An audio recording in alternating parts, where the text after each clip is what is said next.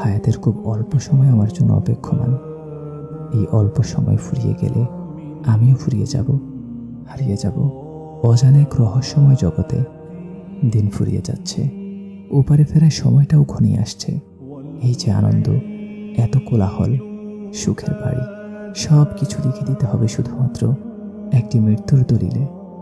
মৃত্যু যে চিরন্তন, মৃত্যু থেকে তো আমরা কেউই পালাতে পারবো না।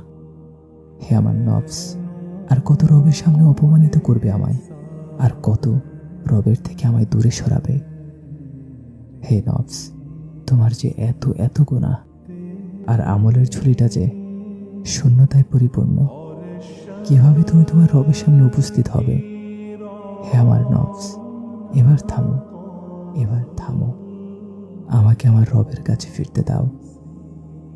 আমার নিস্তব্ধ কবরে থাকবে না কোনো কোলাহল, থাকবে না কোনো বাঁধ ভাঙা আওয়াজ। যুগ যুগ ধরে এভাবেই একাকী পড়ে থাকবো নির্জনে ঘেরায় সেই কবরে।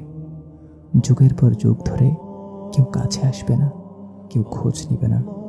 আমার কাছে আসতেই অনেকে ভয় পাবে। সেই কবর, সেই নির্জনতা, সেই একাকিত্ব।